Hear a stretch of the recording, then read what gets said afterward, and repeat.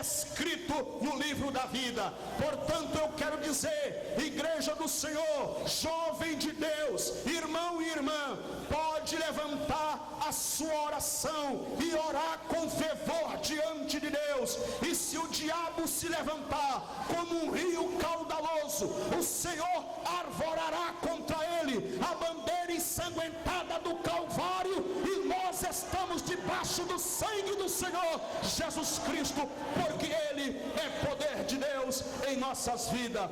Depois, eu quero ainda dizer a você: desconstrua, desmistifique, não acredite que o diabo tem poder de impedir as bênçãos de Deus, porque esta é uma outra doutrina que está correndo dentro das igrejas evangélicas, dizendo o seguinte: irmãos, nós estamos em oração, mas a gente tem que amarrar o diabo, que é para Deus poder liberar as bênçãos. Aí usa lá o texto de Daniel, lá da oração de Daniel, que não tem nada a ver, lá é outra história, e eles ficam usando sem contexto para dizer: não, tem que amarrar o diabo, porque senão a bênção não chega. Meu irmão, isto não existe, porque está escrito em Isaías 43:13: antes que houvesse dia, eu sou, e operando eu, quem impedirá, diz o Senhor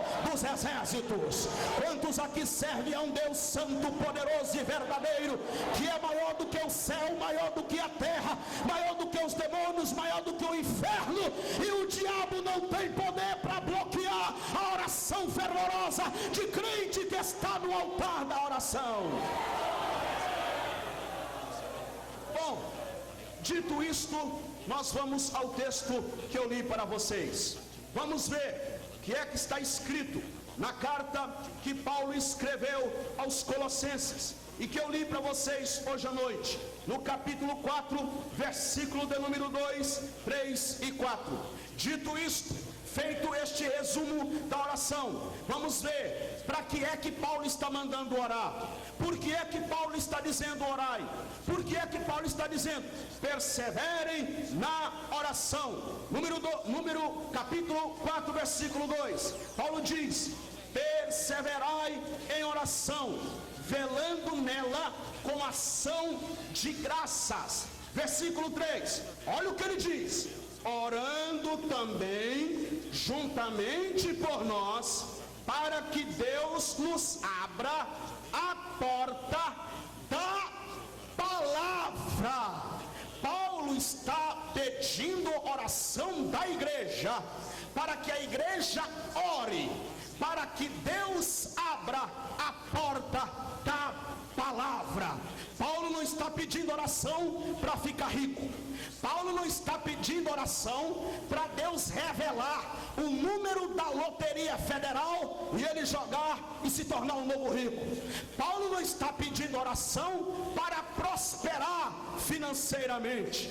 Paulo não está pedindo oração para Deus vingar dos seus inimigos e dos que lhe perseguem. Paulo não está pedindo oração para se aparecer, para ser um espetáculo que dá show e recebe aplausos da plateia. Mas Paulo está pedindo oração para que uma porta da palavra seja aberta. Queridos irmãos, qual deve ser o objetivo da igreja evangélica neste século? A igreja precisa orar, e a preocupação da igreja primordial não pode ser com outra coisa a não ser com uma abertura das portas de Deus para a palavra. E você me diz: mas pastor, existem muitos pregadores, existem muitos eventos, existem muitos congressos, a palavra está sendo pregada. Deixa eu fazer algumas perguntas a vocês hoje à tarde. Será mesmo que a palavra está sendo pregada, ou alguns pseudos pregadores estão assumindo os púlpitos das igrejas evangélicas e irresponsavelmente estão pregando coisa que não é da palavra de Deus, estão pregando uma palavra que não tem conexão com o Evangelho de Cristo, estão pregando uma mensagem que não tem nada a ver com a palavra de Deus. A igreja evangélica neste século precisa voltar a sua prioridade da oração para a palavra de Deus. Deus, abra-nos a porta da palavra, levante homens que queiram ser pregadores da palavra e não homens que querem dar show e espetáculo no púlpito. Deus, levanta jovens como John Wesley, que pregou 3 sermões por dia durante 54 anos, um total de 44.000 mensagens, e viajou 320.000 quilômetros no lombo de um cavalo para pregar a palavra. Levante homens como Paulo que se preocupem com a palavra. Eu não posso me calar diante desta geração de novos pregadores que estão se levantando, pregadores que querem apenas aparecer, que querem ganhar fama às custas do Evangelho, que querem ganhar sucesso, aplausos e holofote às custas do Evangelho. Paulo está dizendo: orai, orai, orai, para que Deus nos abra a porta da palavra, porque quando a palavra é pregada, coração de pedra se converte. Quando a palavra é pregada, os demônios se calam. Quando a palavra é pregada, o inferno estremece. Quando a palavra é pregada, vida se converte. Quando a palavra é pregada, o avivamento de Deus sacode as estruturas de nossas vidas e nós estamos de pé para a glória de Deus.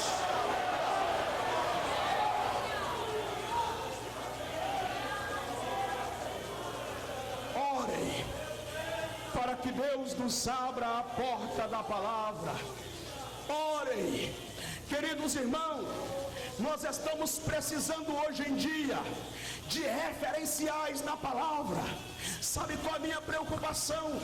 A minha preocupação com os jovens pregadores deste século, a minha preocupação com os jovens pregadores nas nossas igrejas, pastor Ricardo, é em quem eles estão se espelhando, quem são os referenciais destes jovens pregadores. Eu recebo sempre e-mails de jovens pregadores que me escrevem, sempre recebo e-mails, sempre recebo telefonemas de um moço, de um jovem que diz: ah, pastor, eu estava lá na igreja assim, canto lá nos jovens, eu ouvi o senhor pregar, qual é o seu conselho? E eu fico assustado, porque eu devolvo o e-mail para ele, perguntando assim: quem são os teus referenciais, para que você se estabeleça e a partir disto você queira pregar? Em quem você tem olhado? Para quem você tem se espelhado? E às vezes eu recebo a resposta e eles me falam nomes que eu fico pensando: meu Deus, olha em quem este moço está se espelhando, olha em quem este rapaz está tendo como referencial para ele. Se continuar assim, a pregação cristã vai entrar em falência. É claro que eu não vou citar nomes aqui, eu não sou doido, mas existem nomes neste país que está influenciando geração de pregadores hoje, que se os jovens for de fato olhar para eles, se espelhar neles e querer ir a partir deles, a pregação evangélica, a pregação cristã, evangélica não, cristã, vai entrar em decadência e vai entrar em falência. Deixa eu te dizer uma coisa, meu querido jovem pregador, minha querida moça, meu querido irmão e irmã, pregador que anda atrás de fama, não é homem para você se espelhar nele. Homens que se levantam para querer se aparecer e se promover às custas do evangelho, não é qualidade de gente para você se espelhar nele. Gente que está entrando na pregação, que ganha fama e depois nas custas da fama se candidata para ser político, não é digno da nossa confiança nem do nosso respeito. O que é digno do nosso respeito é um homem como Paulo, que apanhou de chicote. Qual era a fama de Paulo? Qual era o sucesso de Paulo? Qual era o brilho de Paulo? É estar dentro de uma cadeia, de uma masmorra fria, de uma masmorra tenebrosa, apanhar com chicotes, 39 chibatadas nas costas, ser amarrado com os pés no tronco, dentro de uma prisão. Por quê? Porque pregava a palavra. Pelo amor de Deus, olhe para a gente que tem as aparências de Cristo, olhe para a gente que encarna Cristo e se espelhe em gente que de fato tem compromisso com a palavra de Deus. Na verdade, nós estamos vivendo uma grande crise de referencial na política, na dimensão humanitária, no esporte, na religião, na pregação. Nós estamos vivendo uma grande crise de referencial. Nós podemos olhar para alguns homens do passado, nós podemos sim olhar para algumas pessoas que já passaram, que já foram antes de nós, e que hoje sim, nós podemos olhar para eles e dizer: Deus, levanta mais homens assim. Por exemplo, na política, nós temos alguns referenciais no passado. Na política, nós podemos, por exemplo, falar de Winston Churchill, nós podemos falar de Franklin Delano Roosevelt, nós podemos falar de Nelson Mandela na África do Sul, e por que também não citar o nosso Juscelino Kubitschek aqui no Brasil?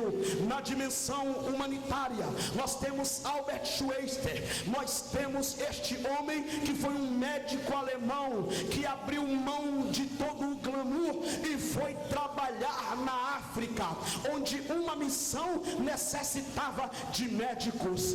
Lá na África, ele estava trabalhando, e ao deparar-se com a falta de recursos iniciais, improvisou um consultório no antigo galinheiro e atendeu seus pacientes, enfrentando obstáculos como o clima hostil, a falta de higiene, o idioma que ele não entendia direito, e a carência de remédios e instrumental insuficiente. Nós podemos ainda nos lembrar de Albert Sabin, que desenvolveu a vacina contra a paralisia infantil. Mas ainda falando do Albert Schweitzer, eu posso dizer a vocês que lá neste consultório improvisado no antigo galinheiro, este homem trabalhou e ele tratava de mais de 40 doentes por dia, e paralelo ao serviço médico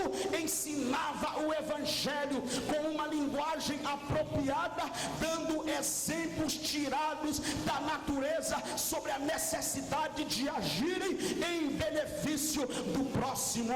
Nós podemos nos lembrar ainda de Madre Teresa de Calcutá, que ganhou um prêmio Nobel da Paz e que se deu pela causa dos pobres e dos que sofrem. No esporte, nós podemos nos lembrar de Edson Arantes do Nascimento, o Pelé no futebol, de Michael Jordan no basquete e de Ayrton Senna aqui no Brasil no automobilismo.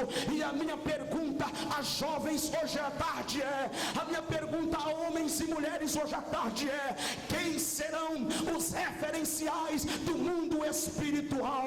Quem são os referenciais na dimensão da pregação da palavra?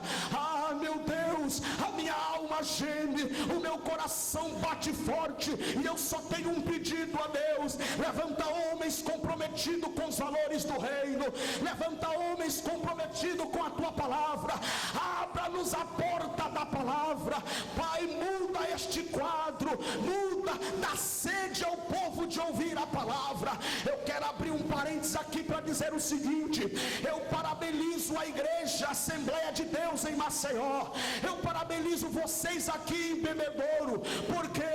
Porque eu tenho visto ao longo desses 6 anos que tenho visitado este estado para pregar, que o alvo aqui é a palavra, que o interesse é a palavra, e que qualquer pregador que vem aqui, ele pode reclamar de qualquer coisa, menos de que não teve prioridade a palavra. A palavra é priorizada. Por que digo isto? Porque os shows gospel estão tomando conta desta moçada de hoje em dia.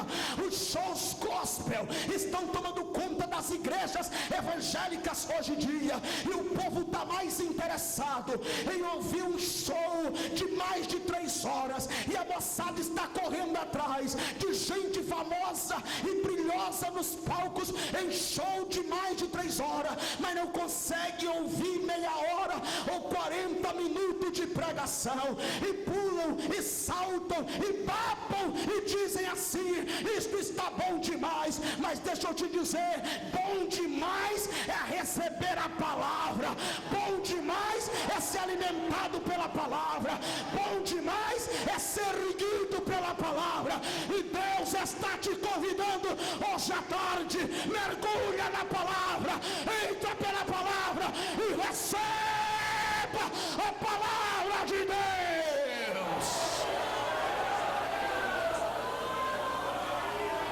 Aleluia, aleluia, aleluia, aleluia. Orai por nós, orai por nós, orai por nós, para que Deus nos abra a porta da palavra. Segundo lugar, ele diz assim: a fim de falarmos do mistério de Cristo, pelo qual estou também preso, para que o manifeste como me convém falar. Orai, primeiro, para que se abra a porta da palavra. Segundo, para que eu fale também do mistério de Cristo, porque afinal de contas é por esta causa que estou também preso. Paulo nos convida hoje à tarde a ressignificarmos os conteúdos de nossa fé. Paulo nos convida hoje à tarde a ressignificarmos a centralidade da nossa pregação. O que é central naquilo que eu prego? O que é central na mensagem que apresento para a igreja? É necessário um exercício aqui para nós resgatarmos a centralidade de Cristo.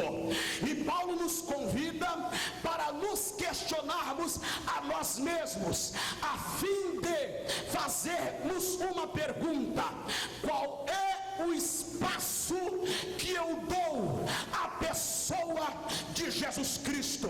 Qual é o espaço que Jesus tem nos meus sermões? Qual é o espaço que Jesus tem no púlpito da minha igreja? Qual é o espaço que Jesus tem na minha vida? Qual o espaço estamos dando à pessoa de Jesus Cristo? Por que estou dizendo isto? Digo isto porque o que torna o cristianismo ímpar e singular, sem precedentes na história da humanidade, não é a sua coerência filosófica ou teológica. Embora o cristianismo seja filosófica e teologicamente muito coerente, mas não é isto. O que torna o cristianismo ser igual na história das religiões não é a sua ética ou a sua moral, embora ele seja uma boa referência ética e moral, mas também não é isto. O que torna o cristianismo inédito inédito na história das religiões também não é a nossa solidariedade com os que sofrem, embora nós temos um compromisso com os que sofrem. O que torna o cristianismo inédito na história das religiões é a pessoa bendita de Cristo Jesus. Por quê? Porque se você olhar para as outras religiões, por exemplo, você olha para o islamismo, é possível você ter islamismo sem Maomé, porque o islamismo não depende do Maomé, o islamismo depende do Alcorão, que é tido como um livro ditado pelo próprio Deus. É possível também você ter espiritismo sem Allan Kardec, porque o espiritismo depende das pretensas revelações mediúnicas nas suas sessões. É possível também você ter mormonismo sem Joseph Smith, porque o mormonismo não precisa do Joseph Smith. O mormonismo gira em torno das revelações, das placas, supostas placas de ouro que o anjo Moroni entregou para o Joseph Smith. Mas no cristianismo é impossível você ter o evangelho e a fé cristã sem a pessoa de Jesus Cristo, o Senhor. Por quê? Porque nós não seguimos uma tradição, nós não seguimos uma placa denominacional, nós não seguimos um dogma, nós não seguimos uma tradição religiosa, nós não seguimos uma doutrina, nós seguimos uma pessoa, e esta pessoa se chama Jesus Cristo, o Senhor desta igreja.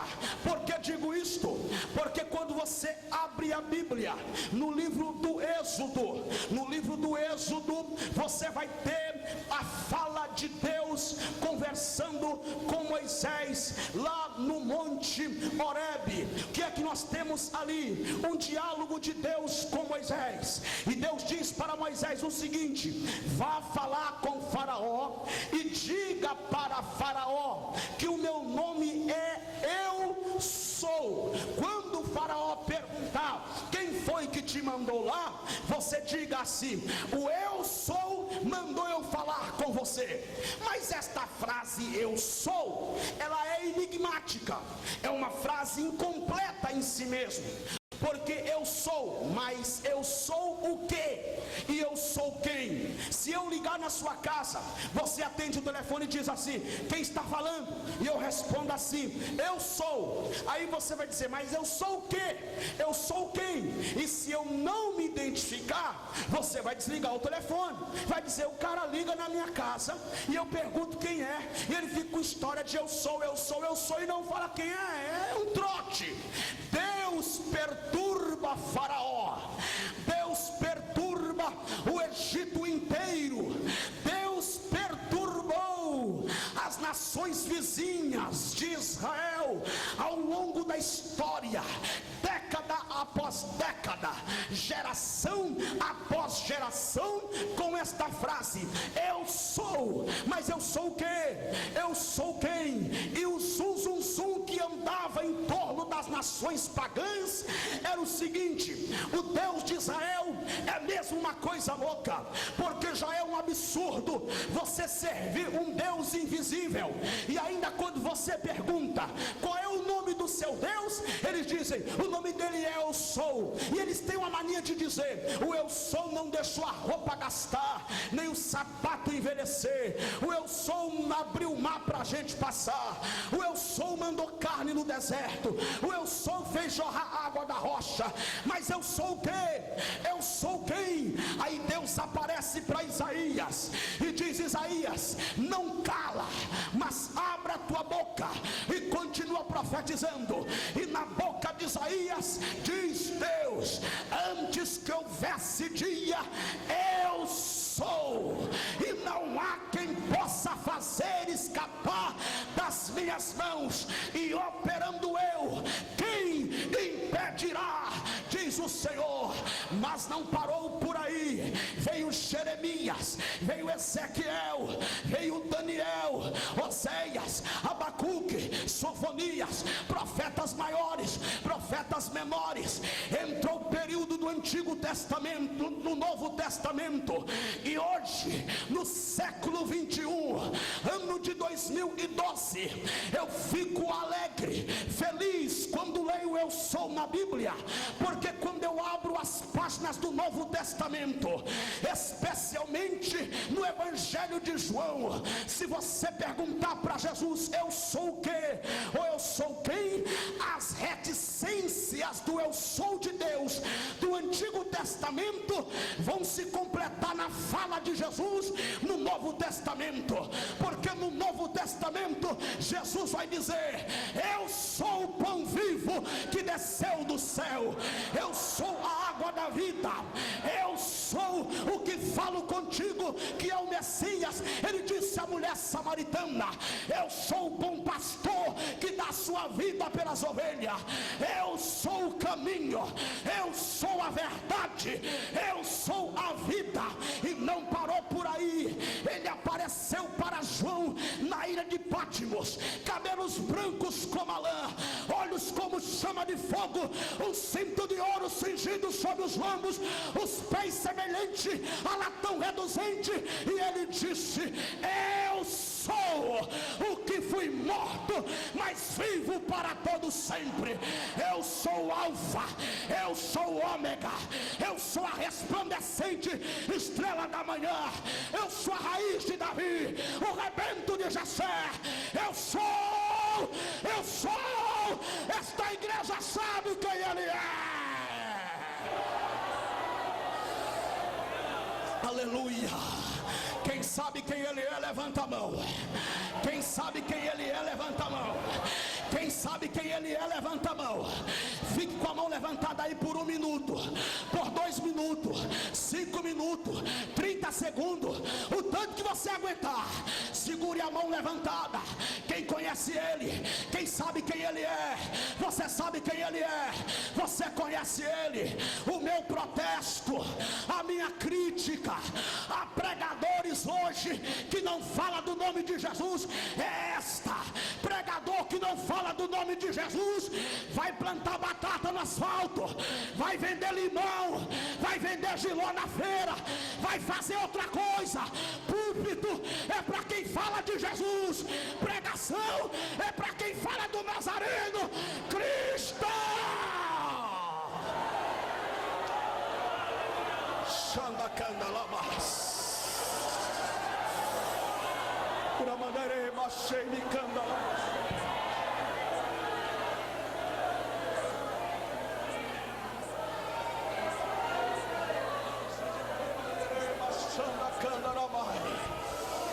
Por a maneira machei